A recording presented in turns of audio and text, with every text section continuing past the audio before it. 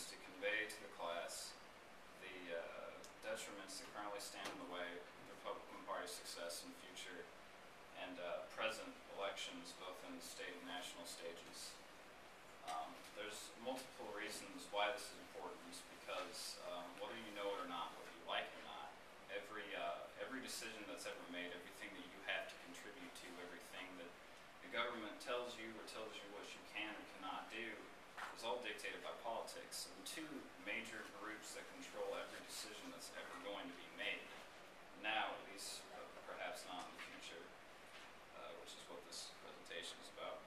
But these two groups are the Democratic and the Republican parties. Both of them have extremely different policy stances, and this actually affects the way you live your daily life, whether you know it or not. And so there's a lot of reasons why the Republicans haven't been doing as great as they have in their previous years. And within the past decade, they've actually been shrinking and deteriorating, whereas the Democratic party's actually been growing in support and public policy initiatives. Now, there's a lot of reasons why the Republicans have been falling behind for the past decade or so. And one is the inability to cope with changing environment, social issues. They also have a very limited demographic of supporters that they can call upon out of registered voters. And their internal structure is suffering because a lot of politicians and party members can see that they're falling behind, and a lot of them have different views on how to move forward, and it's pretty disorganized. So one of the main problems is that they're isolating a lot of potential voters by sticking to things that have typically been against public opinion. And so they've isolated the homosexual voters in the way that they're staunchly in support of the defense of marriage. And so they're really taking an unpopular stance because the majority of Americans either don't care or are not against equal marriage rights. And so that's something that a lot of people have been paying attention to, especially recently. The Republican Party can't actually formulate a way to be able to incorporate this into a new platform. Also, the problem so much isn't that they are pro-life, that's part of their platform, but the problem is the way some party officials decide to defend the stance of pro-life. And all I have to say about that is Todd Akin and Todd Akin-esque statements that have been made in support of the pro-life stance. There's a lot of lack of attraction with female voters for the same reason, for some of the similar statements that have been made about abortion and contraception. And so they're really limiting how they can appeal to these groups of voters, and that's really setting them back.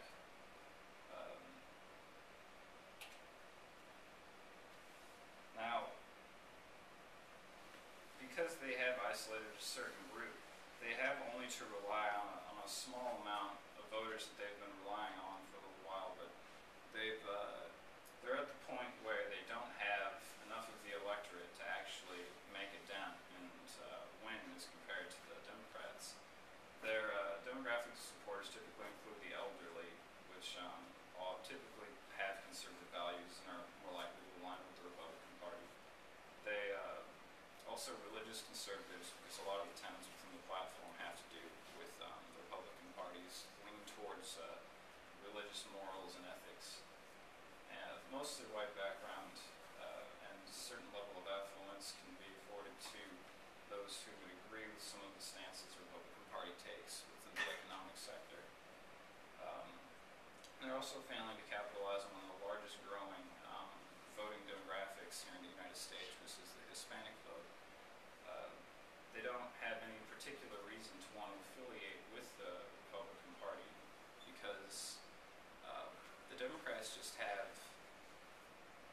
what they've decided to do is the Republican rhetoric versus the Democratic rhetoric on the stance of immigration is that the Republican side has decided to take a more staunch stance citizen and how you can take paths to become a citizen. And that turns off a lot of Hispanic voters because people like things to be simple and easy, and so what they see is the Republican Party is setting up roadblocks. And if you think somebody's setting up roadblocks for you, you're not going to want to endorse them. Now, the Republican Party is actually aware of a lot of these deficits in voting demographics, and so they've had to decide on how to move forward, but there's a lot of different answers that those within the party have decided to address in order to move forward. One of the problems that internal Republican structure is facing is that there's too many factions that are vying for control and trying to pick what the proper path to moving forward is going to be.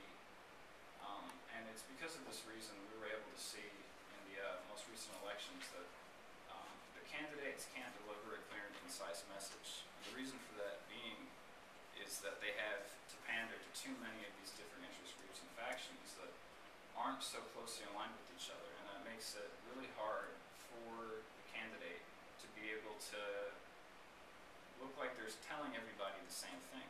And a lot of voters can pick up on that, because when you look at any candidate that's actually going to make a speech in front of possible donators, or when they're going to different places, whether it be rural or urban, and you see them trying to appeal to a demographic of Republican voters, but they're doing it in very different ways. And so it makes it hard for them to actually send the proper message to the public as a whole. And there's plenty of separate strategies. Some believe that they need to change nothing. Some believe that they have to reach out to more independent voters. Some believe that the party just needs to rally behind some golden candidate that's going to just make everything work out for them. And another problem is that there's a lot of disassociation within the past couple of years. From PolitiFact.com, recent people that identify with the Republican Party has actually gone down. In 2005, it was stated to be at 35% of the electorate would identify as Republican, but here, up until 2009, I would say, has come down to 21%. And it's because the lack of success the Republican Party's been having has sent a lot of their voters to disassociate, to go to third-party alternatives like the Constitution Party and Libertarian Party.